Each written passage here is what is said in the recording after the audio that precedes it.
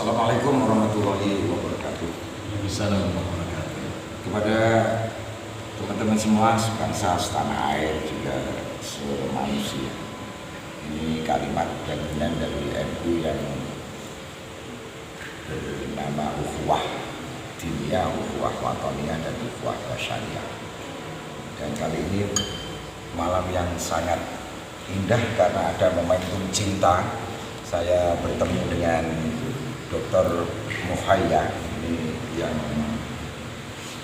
menulis buku musik sufi, dan tentu ini rujukan saya saat berkaitan dengan masalah-masalah musik di grassroots umat Islam di Indonesia. Dan saya didampingi Mas Kiai Haji Nasir. Ini beliau punya anak yang hafid itu baru tiga, dan yang lagi sudah selesai. Dan saya selalu usul sama dia untuk punya pesantren atas nyanyian cinta dari abahnya yang memang kenal secara diniyah di kampung yang sejak dulu saya kenal. Kemudian sama Kiai Haji Anas ini juga satu kampung di Lubuk. Ini cucu dari Mbah Kiai Haji Hasan Anwar, anaknya Mbah Kiai Syahid. Dan Kiai Anas ini juga punya buku munaqashah S2-nya, Menguak pengalaman sofistik. ya, menguak pengalaman sufistik. Beliau pembimbingnya. Mana ya? Dan yang diteliti secara file riset di Kusumo, Maulid Nabi yang saya ikuti selama 20 tahun dalam konsum. Dan malam hari ini kita mau dialog sama Dr. Muhayya ini, karena ini penting yang saya sampaikan, karena rujukan saya sama teman-teman selalu asumsi dasarnya adalah buku beliau ini. Dan Dr. Muhayya mohon ini untuk menerangkan dulu riwayat buku tersebut, karena ini monumental bagi saya. Monggo. Terima kasih. Assalamualaikum warahmatullahi wabarakatuh. Saudara-saudara sekalian yang saya hormati, sebenarnya ceritanya agak panjang. Tidak apa-apa. Jadi begini, dulu itu ketika saya kuliah atau nyantri di McGill di Kanada sana, saya itu sudah jatuh cinta, sebelumnya itu sudah jatuh cinta pada ilmu tasawuf. Mengapa seperti itu? Karena saya itu dari Usuluddin, akidah filsafat. Saya melihat teologi itu hanya permainan otak. Fikih juga hanya sekedar retorika begitu, tidak menyentuh pada core-nya. Maka kemudian saya di sana ingin sekali, bahkan ketika di sini sudah pasang tarif istilahnya, saya akan berangkat kemanapun asalkan saya bisa belajar ilmu tasawuf. Itu sudah niat saya. Kebetulan dapat beasiswa di Kanada. Ketemu pembimbingnya Prof. Harun Nasution. Itu yang bimbing saya. Wow. Nah, saat itu saya kemudian diarahkan. Dulunya mau membahas Ibnu Arabi.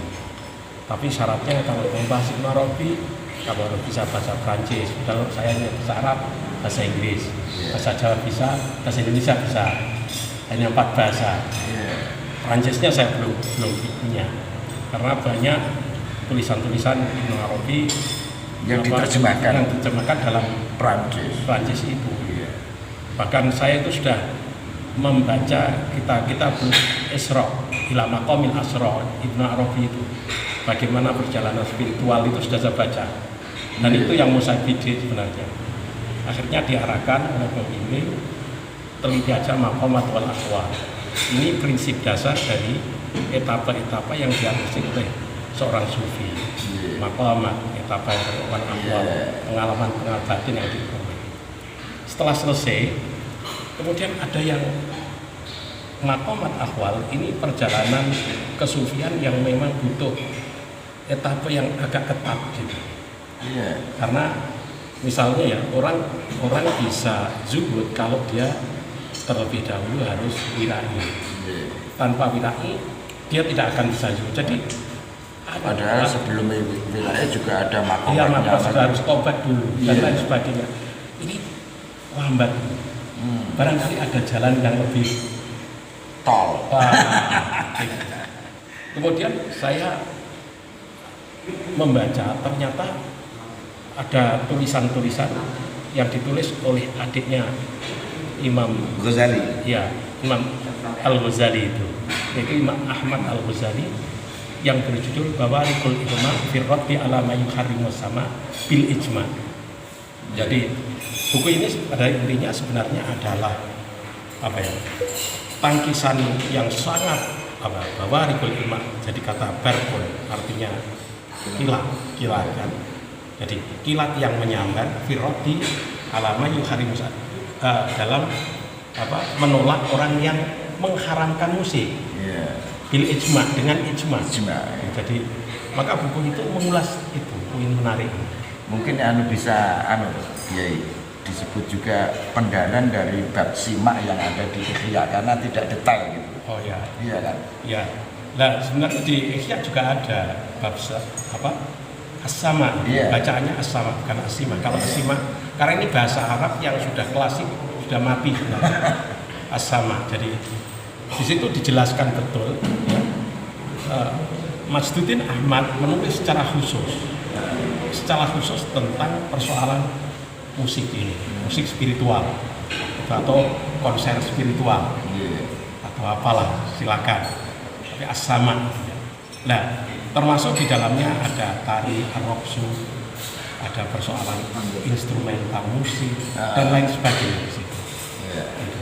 Jadi kemudian alasannya seperti apa, kemudian imajinasi seorang sufi ketika dia sedang melakukan itu harus seperti apa dan lain sebagainya itu dijelaskan.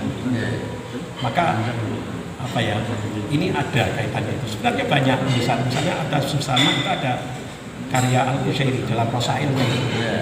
Ada bersama wal majid.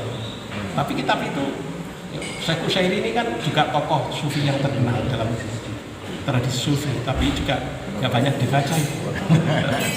Gitu. Nah, setelah itu saya buku-buku itu saya copy saat itu di McGill sana, kemudian karena sana perpustakaannya lengkap, kemudian saya bawa ke sini. Di sini S3 itu tinggal nulis. Wow. Gitu. Dan lolos. Iya.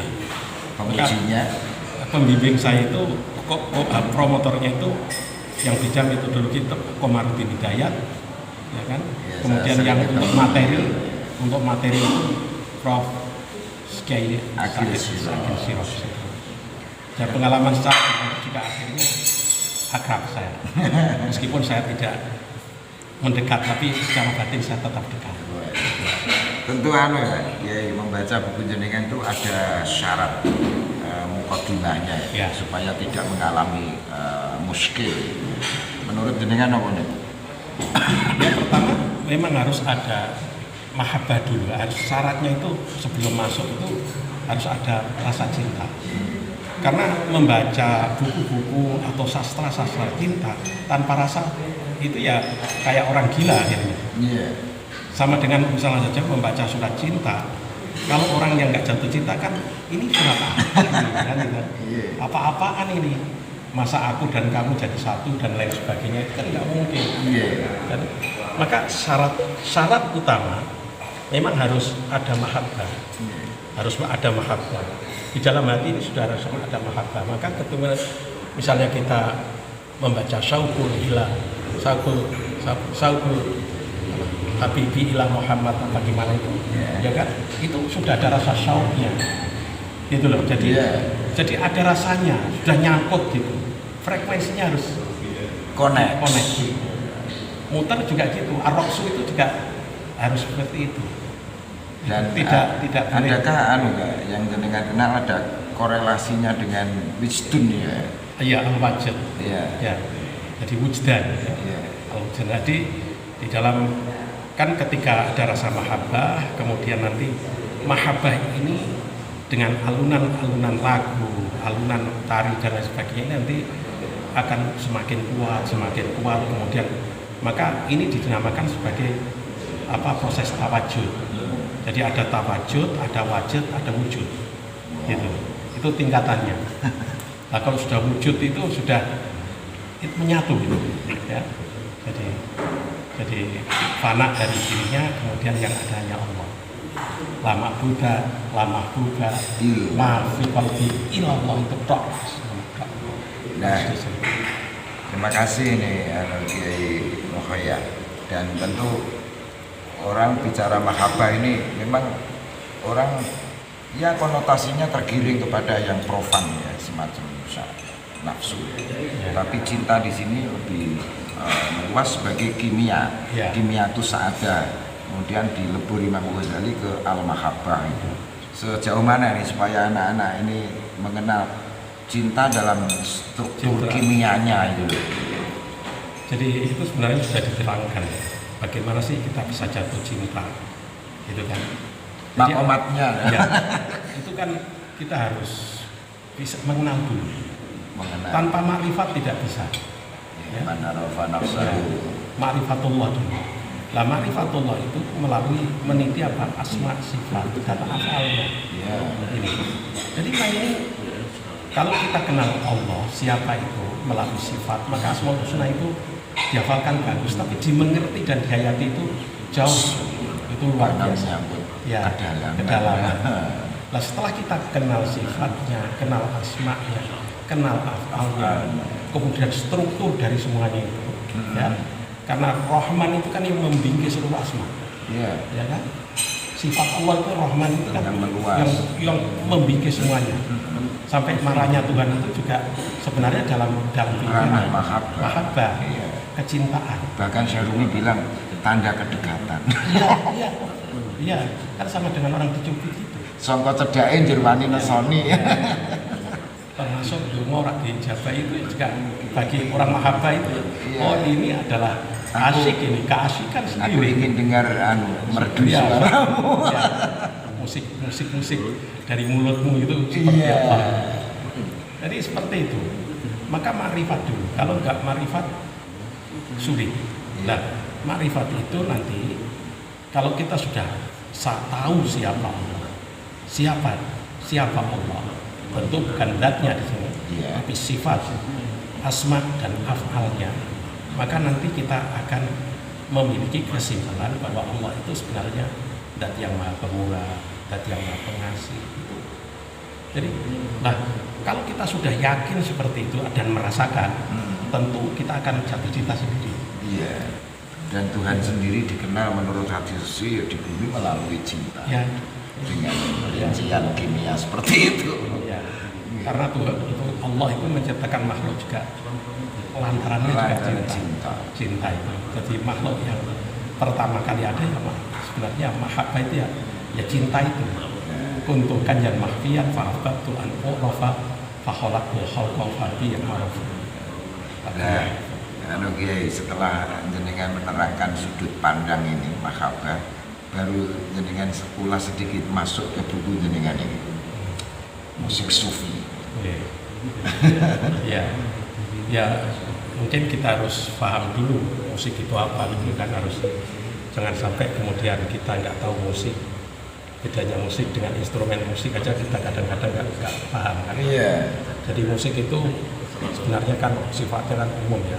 Suara kita pun bisa sisa musik, gema-gema, angin itu juga bisa musik, suara AC itu juga musik, suara kuda tek tek tek tek tek. Bahkan Syarumi menari gara-gara ketukan pandai besi. Dan itu sebenarnya kalau bagi orang yang sudah mahabbah, suaranya ini ada suara sosok Allah. Iya, menyeret. Iya dia, karena dia itu kan sebenarnya hanya sebagai trigger. Jadi dia mengeluarkan apa yang ada dalam hati kita. Kalau hati kita itu mau jatuh cinta pada Nabi misalnya, yaitu ya mungkin suara itu adalah Muhammad atau seperti apa. Kalau Allah. Kalau itu suara kita cinta pada apa ya duit. Sebagai pemati. Ya itu aja. Jadi semuanya itu tergantung hati kita. Ketika melihat begitu itu bisa itu Allah, bisa itu istri, bisa itu uang dan lain sebagainya, tergantung hati. itu saya bilang yang punya mata yang lain. Lain sama sekali. Memang harus. Maka kan kalau kita baca Al-Barjanji itu kan biasanya kan ada apa ya, muqaddimah innal qulub ilal habibi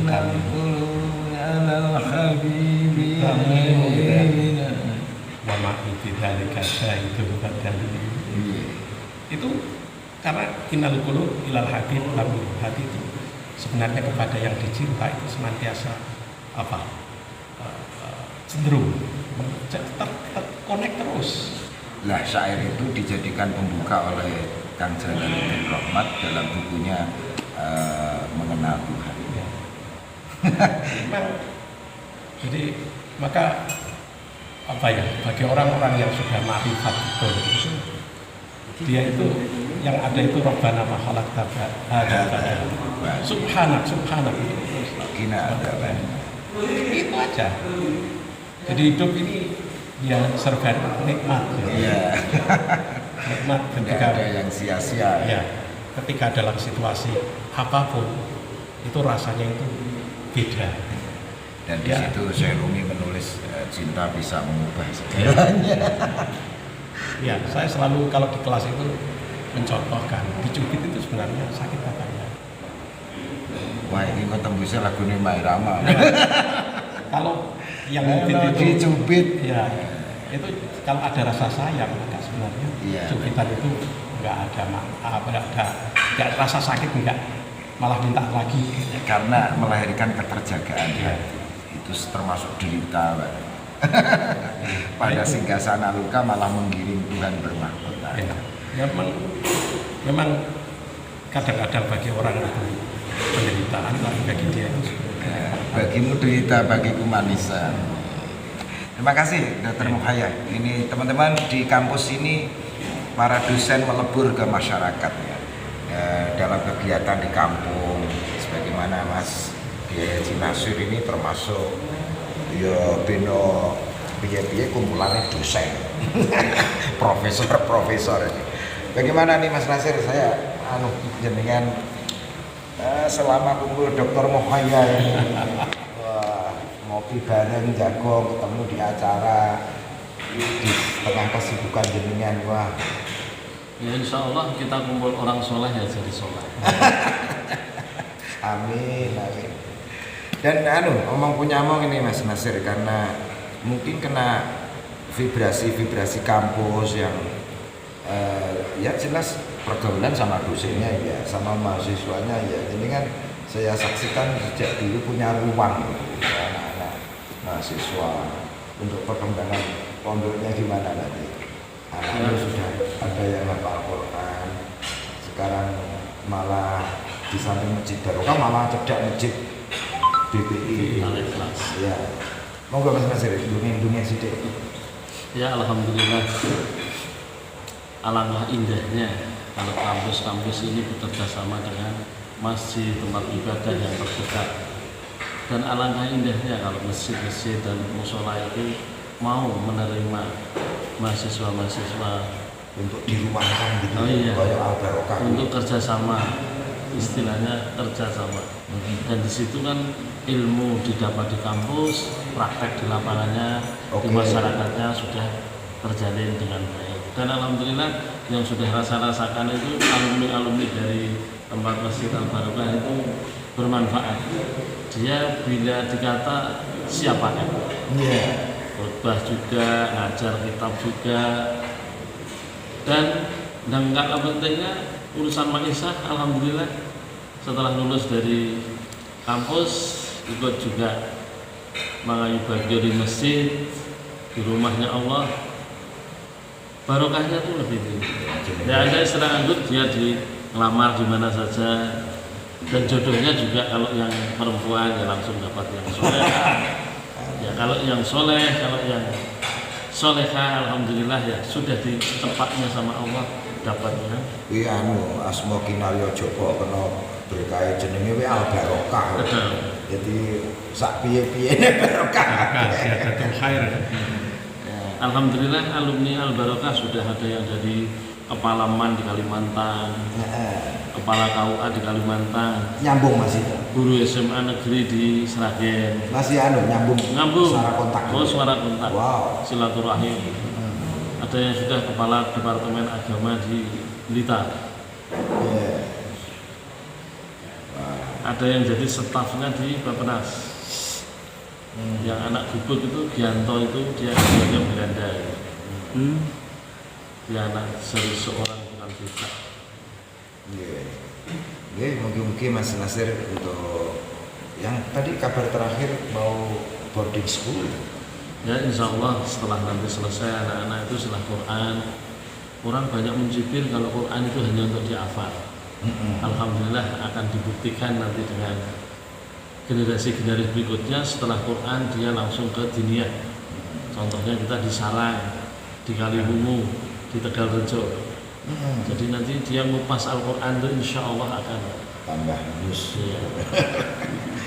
Kurang Lebih setelah Quran selesai 8 tahun kita menyelesaikan di diniyah. Iya. Insyaallah mugi-mugi kabul ini. Amin. Boarding school dan membantu kampus UIN ini juga. Iya. Karena begitu besar mahasiswanya, mau jurusan yang apapun boleh, tapi ojo lali mondok tadi. Dan kita juga tidak perlu khawatir kalau kita di pesantren itu sudah dijamin rezekinya sama Allah. Dan itu kita akan kita buktikan. Jadi anak-anak yang sudah dia sejak kecil pendidikan di agama, nanti selesai itu untuk ma'isyahnya bisa dikasih contoh, oh anak satu dikasih kamar 15, itu sudah tidak kalah, untuk makan itu sudah cukup. Kalau enggak, kita nanti dibuatkan toko di pinggir jalan, ada toko besi, ada toko sembako, anak-anak itu. Nah, soal ini pengalaman wis profesor iya. Enggak, biar dijawab gitu loh, nanti kamu jadi apa, sering saya ditanyain Mas nanti kerjanya apa gitu. Sudah tak buktikan itu, tak kasih contoh di lapangan. Nanti anak satu rumahnya ini kamarnya 15 minimal. Kalau kamar 30 dia sudah istiqomah untuk ngajar. Enggak mikir misalnya. Walaupun saya yakin anak ini sudah nanti rezekinya terjamin oleh Allah. Iya, ini teman-teman, Mas Nasir ini orangnya sejak nom khidmah nyupiri kiai. Dihitung Mas, kiai sapa kae? Ya hampir semua. Ki Bukhari Masruri, Peterongan, Ki Mbah Mufid Jogja. Lurah iki lho, lurah. Kan tahu lurah sing di percetakan itu. Oh, Haji Ahmad Soleh Mulanto. Ya. Bukhari Masruri. Haji Masrohan Halimtar. Masrohan Halimtar. Nur Rahmat. Abdul Wahid Anwar. Mbah Dim Yati Kaliwungu. Saya pernah nyupiri ngaji Fuad Hasyim. Itu malah kalau tidur di tempat saya 3 hari 4 hari, dia di saat harus ngaji di Malang, di Surabaya, di Madura, capek atau gitu. Dengan nafas yang indah. Harapan saya begitu. Iya, disertasi saya ini sudah judulnya sudah diterima. Waduh. S3-nya? Sudah. Apa? Tapi itu dakwah sofistik Gus Dur dalam menghadapi radikalisme di Indonesia. Itu dakwah sofistik Gus Dur dalam menghadapi radikalisme di Indonesia. Ini belum selesai ya, jadi ono hubungannya iki jadi mohon doanya ini. Dan bahkan ada 2 profesor yang mendampingi saya, tapi Prof. Amin Standra. Nanti nampaknya ini juga mau ya sekaligus ini tembung sama Ustaz Mahaya ini. Nanti sebagai promotor mungkin saya mohon ke beliau, tapi masih ada di Pak Amin, tapi ya nanti kita nunggu. Artinya saya minta pembimbingnya, mau saya mintakan ke Prof. Haya untuk dakwah sofistik Gus Dur. Tapi tetap loh penguasaan minimal 2 language. Iya. Terus. Lalu kuwi piranti ya. Arabiah kaitannya Quran dan juga Inggris kaitannya cakupan komprehensif. Matur nuwun Yaya Nasri dan Dr. Muhaya ini terakhir ya. Menyangkut Quran tadi. Mana ada Islam itu ya tanpa seni kan tidak ada itu. Quran itu sendiri bacaannya Iya, sudah sekian banyak dengan nada-nada yang Ya. indah. Ya. Iya, Kanjeng Nabi sendiri berpesan Aswati Yes, alright. atau Zainul apa Aswati Al Quran atau jadi ya memang ya kalau di dalam hadis-hadis itu seluruh nabi para nabi itu suaranya bagus, jadi nggak ada nabi kok kemudian fales, itu nggak ada. Di samping air mukanya sumai tadi. Ya, karena dia harus menyampaikan risalah, dan risalah ini sesuatu yang suci, sesuatu yang memang sebenarnya kan masuk ke hati. Risalah ini persoalan bukan mengatur jalan lalu lintas, itu tidak hanya sekedar itu, tapi bagaimana merubah mental seorang. Ini perlu kehalusan, maka suara itu penting. Suara itu penting. Karena pada dasarnya kalau kita belajar kuantum ya, kuantum fisika atau fisika kuantum, kita ini kan sebenarnya kan vibrasi. Iya. Jadi maka vibrasi itu bisa mempengaruhi orang lain, karena apapun benda itu sebenarnya pada dasarnya itu adalah apa, wave atau gerak itu. Kuantum itu kan fisika. Iya. Itu kan fisika modern. Ternyata oh iya. Maka kan gemar gitu. ya, maka orang itu misalnya aja kalau kita saksikan apa yang namanya orang dihipnotis ya, itu kan lemah sekali. Orang kok cuma begini-gini kan kok bisa kemudian yang dirahasiakan muncul dan lain sebagainya. Sebenarnya kan dipengaruhi dari aspek vibrasi. Ya. Gitu. Nah, vibrasi positif mana ya? Ya. Nah, Apa itu kan yang juga vibrasi? Nah, itu tadi kan mempengaruhi ini sebenarnya geraknya ini gerak apa? Kan gitu. Jadi kuantum ini apakah mengarah pada sesuatu yang positif di bawah ibarat air itu, apakah dibawa ke jalur yang benar atau dibawa nabrak rumah sehingga robohkan rumah? Ya. Jangan disalahkan airnya, Ya. Jangan disalahkan musiknya juga. Gitu kan? Ya. Ya. Maka ya kalau kemudian dilihat dari aspek kalau itu memang orangnya yang sudah yang di dalam itu adanya apa ya, kotoran ya dia yang keluar ya kotoran. Tapi kalau yang ada di dalam itu apa istilahnya mahabbah atau cinta suci, maka yang keluar juga cinta suci. Ju'ila lisanu ala fuadi dalilan. Ya.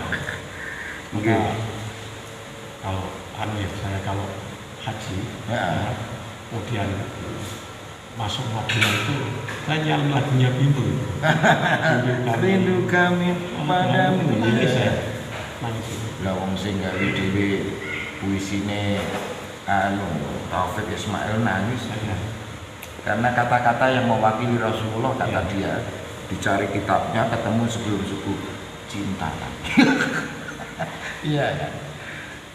Berapa jarak kali pada lalu. Nah, itu ketemunya jam 3. Jadi terus mengalir baru. Dan ujungnya karena haya sama Rasulullah ditutup. Dapatkah akan membalas cintamu hanya bersahaja. nangis itu. Apalagi kalau sudah bisa itu ya dikitnya ngono itu. Iya. Model-model. Wah, ini asik. Jadi karena sebenarnya kan penghayatan. Kita salah saja kita baca Burda. Kalau nggak ada mahabbah, bacaan apa itu? Amin pada kunci Salam aja tatakan menjarong yang berarti kita apa itu? Kalau nggak ada cinta nggak paham. tidak paham. Nah, itulah sudut pandang yang harus ya. Mahabbah dulu. Orang mahabbah ini muter-muter kemana-mana terus naam sampai itu. Terus ngaku ini nunggu sore itu. Assalamualaikum. Atur nuwun Dr. Rufayah. Terakhir Mas Nasir. Seumpama tinjuan tadi salpun, jadi uang nak menyimak jadi nyautun. Dan jenengan aku dhewe ngene Mas. Anakku sing saka nyambung karena itu huruf yang pernah dibunyikan oleh Rasulullah, maka saya menuding kamu kemasukan nafasnya Rasulullah. Coba Quran kan pernah dibunyikan Rasulullah dan kau bunyikan. Jadi kamu mengusung apa? Jadi wong tua malah gemeter. Jadi ini kan bagaimana memandang anakmu ini ya. Pasti dari sekolah sopo sih juga anu Mas. Seperti analisis dokter Mas suara dari nafas di atau di sini. Safari. Iya. Safari. Iya. Kadang-kadang itu ya nggak bisa membayangkan bisa anak saya sampai bisa selesai Qurannya dan hampir dipakai setiap hari itu mewakili yang di kandung itu setiap pagi dipanggil di sholat jemaah doa 30 juz. Kalau di rumah juga nah itu pertolongan Allah dari mana gitu. Kok bisa anak-anak itu sampai bisa menyelesaikan Quran gitu. Sulit ya juga. Iya, Ya matur nuwun kan Mas. Ya anak-anak iso ngono ya. Heeh. Ora muni Mas Dr. Mukhaya. Ya terima kasih Mas Nasir ya. Dan ini dialog yang sederhana tapi tidak sesederhana itu. Matur nuwun Mas Kiai Anas, Mas Kiai Nasir, Mas Kiai Mukhaya. Semoga Indonesia ini dipenuhi dengan peradaban yang indah seperti ini dan tetap cinta itu suci dan abadi. Terima kasih. Silakan like, comment, share dan subscribe ke Kiai Budi Channel untuk melihat mozaik Nusantara yang indah dan hati-hati ini sebagaimana yang dimiliki oleh Dr. Mukhaya, juga peradaban yang dibangun Mas Kiai Nasir, juga pondok pesantren apa gimana? Riyadul Jannah yang dibangun oleh Kiai Anas ini sudah tidak asing bagi saya karena nok desone ya ono pondoke mbah-mbahe pondok apa namanya Hasan Anwar. Ini juga sama di kampungnya Jargon ya, ada di ini pondok masjid harus dan lain sebagainya. Tentu Mas Mukhaya juga punya background di rumah seperti itu. Alhamdulillah. Alhamdulillah. Di kampung dulu dari mana? Saya itu sebenarnya kalau silsilah ilmunya itu ketemu dengan Isolagara. Oh, Allah ya rahmat. Karena Isolagara itu mayang sama-sama. Jadi mbah saya itu apa istilahnya? Salah satu muridnya salah satu bapaknya Kiai Sulaiman. Kalau tidak aneh kalau Kartini ngajinya ya untuk nasional. Ya. Jadi dari aspek silsilah keilmuan ketemu. Kata Nahashim juga sama Mbak Soleh. Cuma memang saya diam, nggak saya eksplorasi. Sebenarnya kan tidak itu kan hanya ya paling saya dialog ada yang hal-hal seperti itu ya penting tapi ya lebih penting amal kita sendiri. Oke Mas Kiai Mukhaya, matur nuwun semuanya dan sekian. Assalamualaikum warahmatullahi wabarakatuh.